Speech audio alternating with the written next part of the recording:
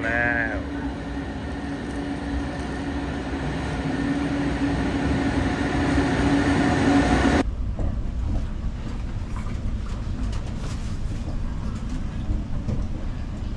หาดสร้างหนังรถไฟ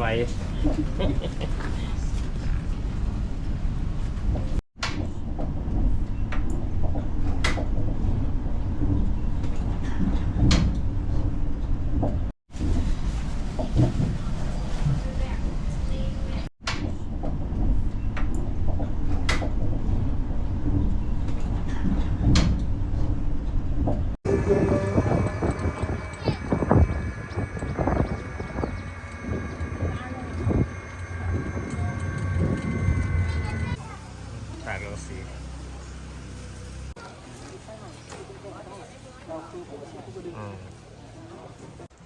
ต้นไม้ใหญ่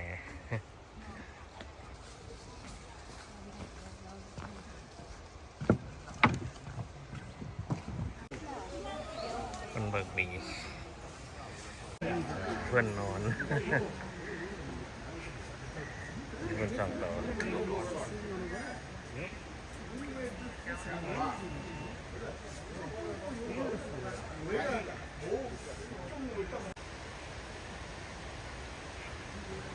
สองตัวดำนอนสองตัวนั้นก็นอนดีขนาดเลยรับสนิทเลย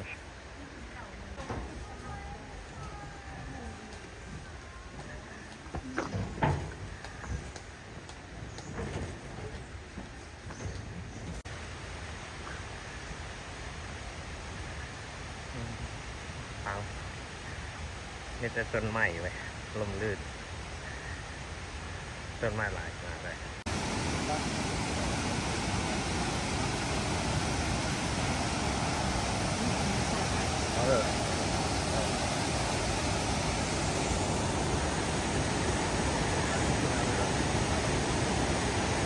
งามเลยนำต้นไม้สีสั้นนิด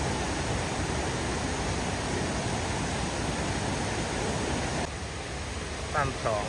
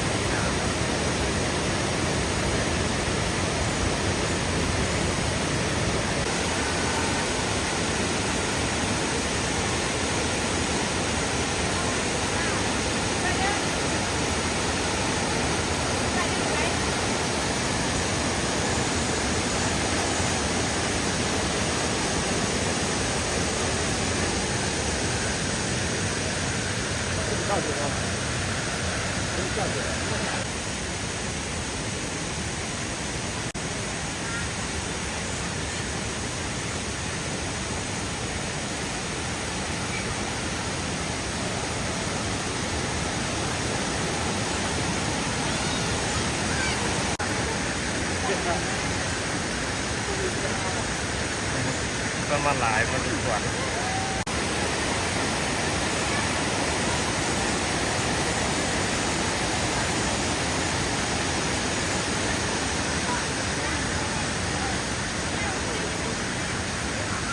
สร้างหน่อยอย่างครับ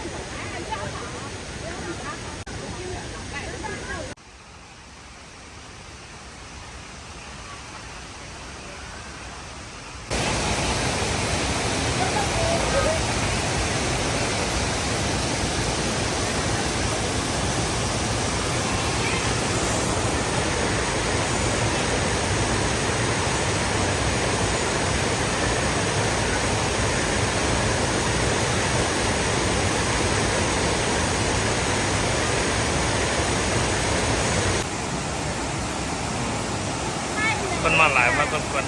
เมื่อไหร่กันเนี่ย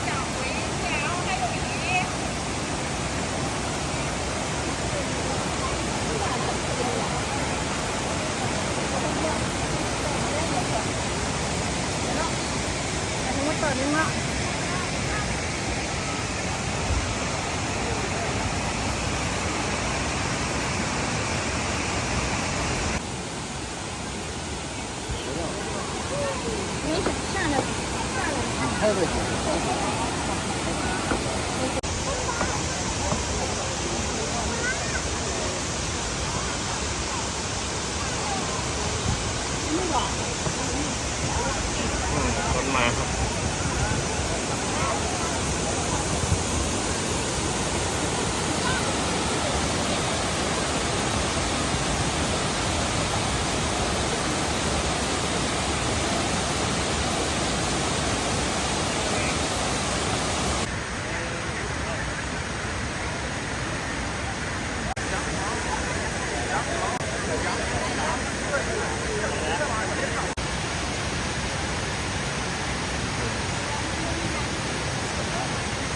สร้างหน่อยถ่ายรูปศาลา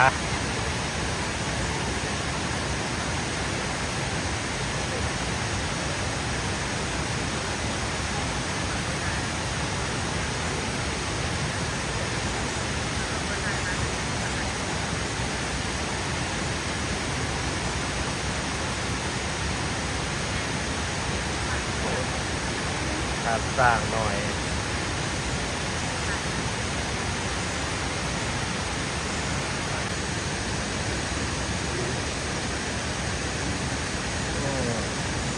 ตามเมื่อหลวงบอกจะตามใส่พวกหูเลย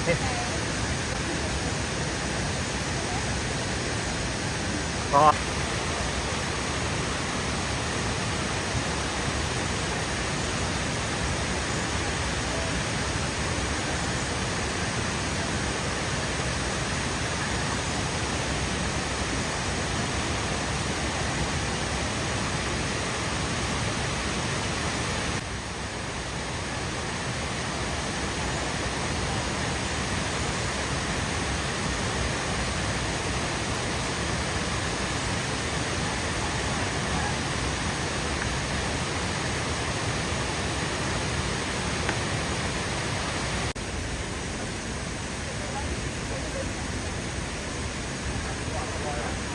ร้อย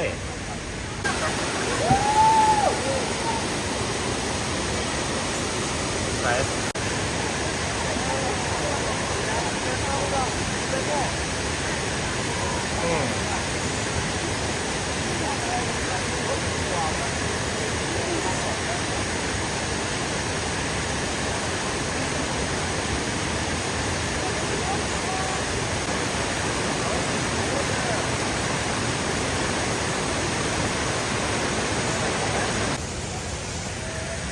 เอาหากระดาษน้ำแล้วคนนี้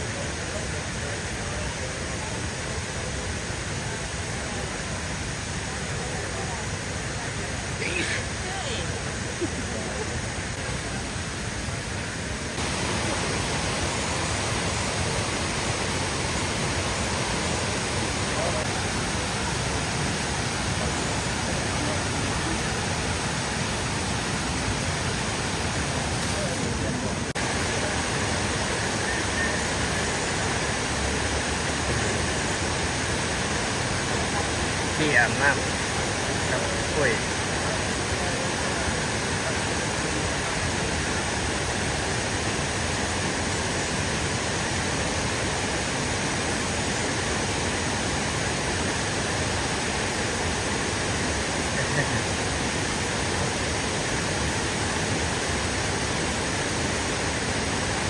สา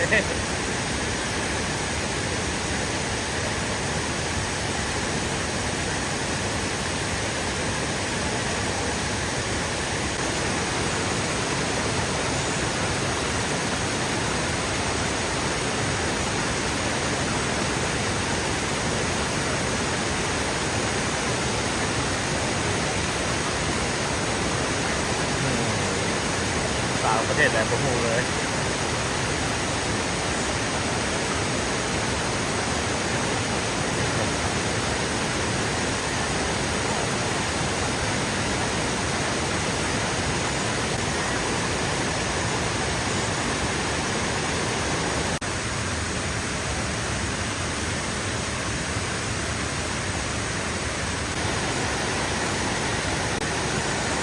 นั่งอยู่ใต้อันน่ะ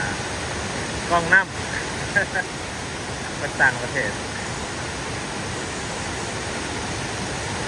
ก็ไปถ่ายนะกล้องอยู่กล้องน้ำแล้วกันตั้งอยู่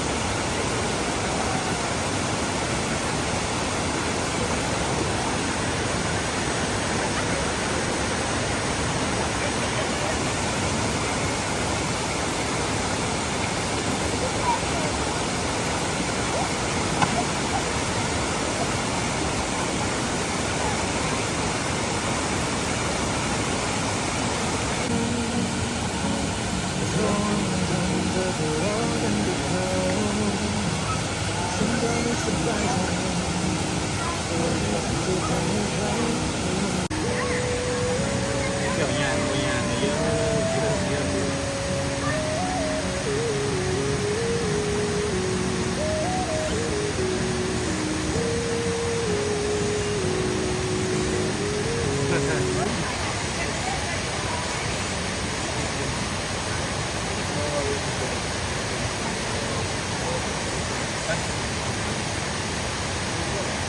everybody go here.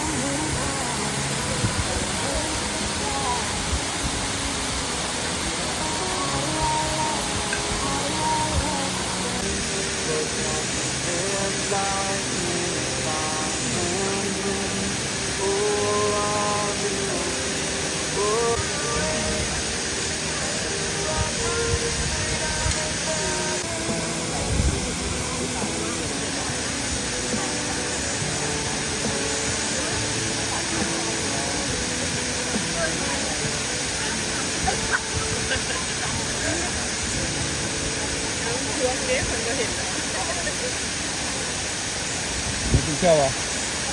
Nó trứng trâu à? Wow.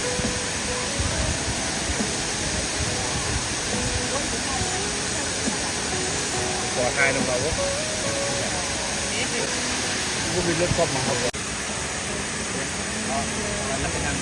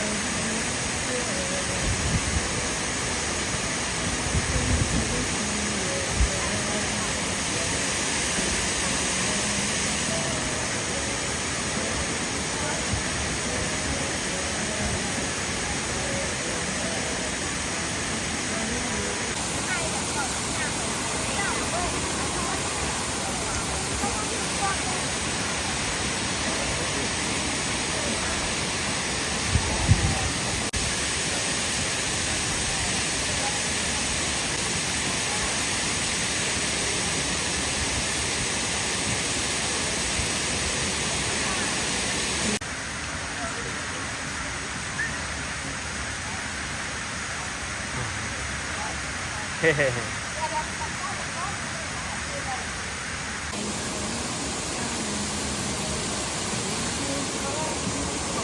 เข้าห้องน้ำ ไอ้สร้างคีย์บอล เดี๋ยวถ่าย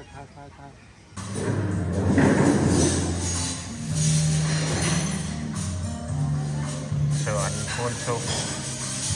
เป็นอาหารกาแฟคอฟฟี่ชุดทันมางามๆข้าวก็กำตำนึงนี่มากแล้ว ต้นตำหนึ่งนี่มากละ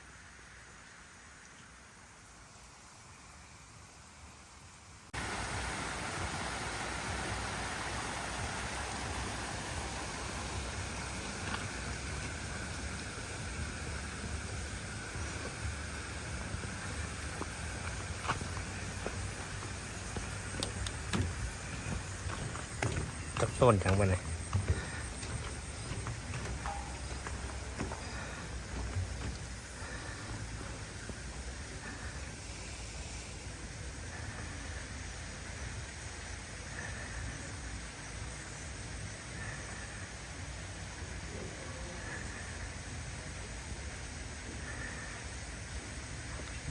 สวนพูนสุกนี่มีนางแบบอีกนี่นางแบบค่อยๆงานกับโทกไส้ย่ายขัว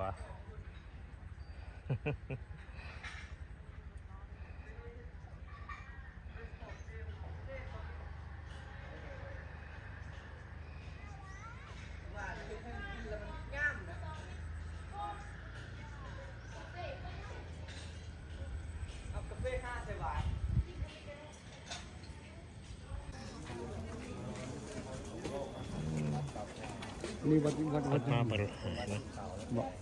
วัดชิงทอง วัดชิงทอง เห็นเปล่าเห็นหมดไหมดอกไม้ไหว้พระเด้อ ก็นั่นวิ่งเสียตรงผมเสียหมดเลย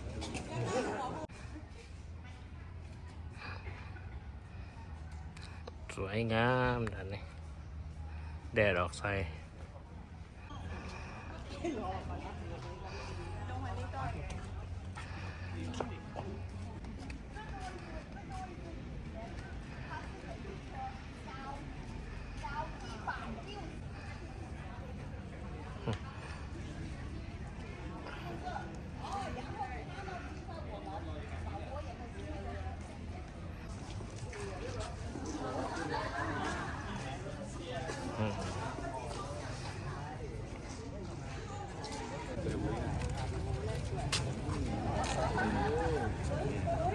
กำลังมาบริหาร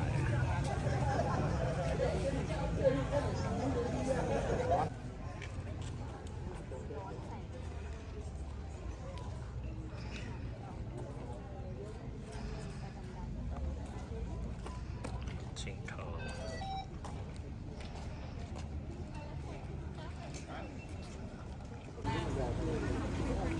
เราต้อง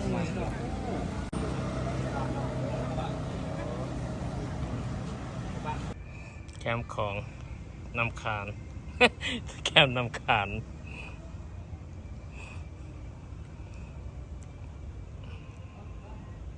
สวยงามพอสมควร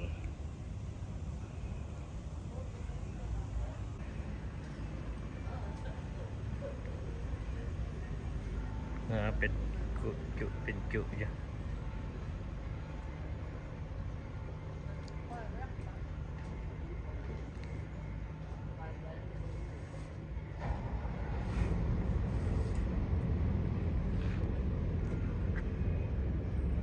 มันคือเขาเจ้าเห็ดเอานี่ครับสาย